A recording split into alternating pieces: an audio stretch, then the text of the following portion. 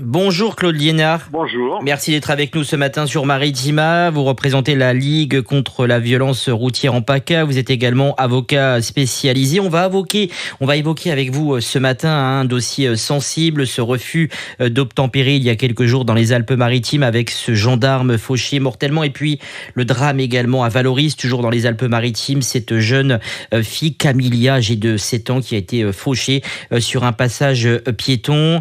Des drames qu'on a du mal à expliquer car il y a une forte douleur après ces deux drames. Tout à fait. C'est effectivement, il faut avoir égard à la douleur des familles, qui est respectable. La parole des victimes et de leurs proches doit être entendue. Et en même temps, on est face à une recrudescence de violence. Comment on Alors, l'explique cette recrudescence de violence on le voit à travers ces faits dernièrement. Comment on explique ça va en s'accentuant? on explique parce qu'il y a un rapport à la violation de la norme qui est de moins en moins respectée. Alors les deux affaires ne sont pas tout à fait semblables, puisque dans un cas, en ce qui concerne le gendarme, on est dans l'hypothèse d'un meurtre criminel, en tout cas c'est la qualification qui a été retenue par le parquet, et c'est ce qui est annoncé en termes de poursuite. En ce qui concerne l'accident de Camilia, on est plutôt, a priori, encore une fois, à travers ce qu'on a pu lire dans la presse et sur les médias, dans un homicide involontaire. Mais enfin, non, si on reprend ce dernier cas, on a quand même un jeune homme qui est le motard qui a percuté cet enfant, qui a pris le risque délibéré de ne pas respecter la norme de sécurité sur la route. On ne fait pas une roue arrière. Vous voyez, c'est tellement évident quand on énonce comme ça, mais chaque fois que l'on transgresse une norme, toutes les normes de sécurité routière sont des normes pour protéger les autres acteurs de la route. Là, c'était cette petite fille qui était sur un passage. Et je rappelle aussi que le motard, il avait un permis, ce qui veut dire qu'il a dû apprendre à un moment donné le code de la route. Et dans la code de la route, c'est interdit.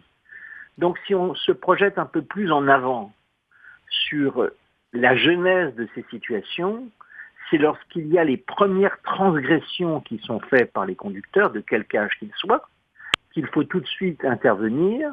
Et l'intervention, ça doit être à un moment donné de les exclure, au moins provisoirement, de l'espace routier. En tant qu'avocat, vous êtes confronté à ce type de problématique. Du côté du chauffard et ce gendarme mortellement fauché, c'est un récidiviste.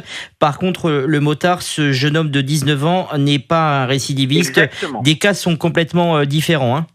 Oui, les cas sont différents et c'est pour Il n'y a ça... pas de profil en fait, hein. Il n'y a pas de Oui, il n'y a pas profil de profil. C'est particulier. pour ça que pour le motard, il y a eu une incompréhension sur le fait qu'il n'ait pas été mis en détention. Je comprends la réaction de la famille, elle est évidente, mais la décision judiciaire, elle était précisément, et elle sera peut-être soumise à la censure de la Cour d'appel, puisqu'il y a eu un appel du parquet, sur le fait qu'il n'y avait pas de circonstances aggravantes, en dehors d'avoir fait...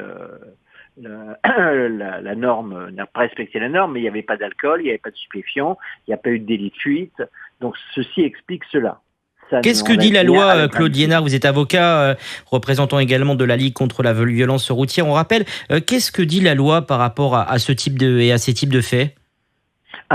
Dans le premier cas, pour Camilla, ça s'appelle un homicide. C'était des blessures au départ, mais comme elle est décédée, ça s'appelle un homicide involontaire, avec des peines qui peuvent aller jusqu'à 7 ans de prison, avec des circonstances aggravantes le cas échéant. Et dans l'hypothèse du gendarme, dramatique aussi, on est en présence de quelque chose qui est qualifié de meurtre, qui relèvera de la cour d'assises à la fin, et qui peut aller jusqu'à 30 ans de prison. Il n'y a pas de piste, hein, il n'y a pas de recette miracle pour évoquer, pour éviter ce type de faits divers? Ah, il y a des recettes. C'est l'intervention aux premières infractions. Et je le dis toujours, beaucoup d'infractions qui sont commises dans l'espace routier sont aujourd'hui visibles, notamment dans l'espace urbain. parce que dans l'espace urbain, dans le sud de la France, mais ailleurs aussi, on a de la vidéosurveillance.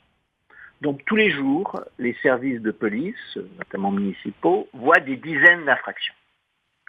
Et je crois que c'est là qu'on devrait commencer les choses. La première infraction devrait être l'occasion de la première sanction.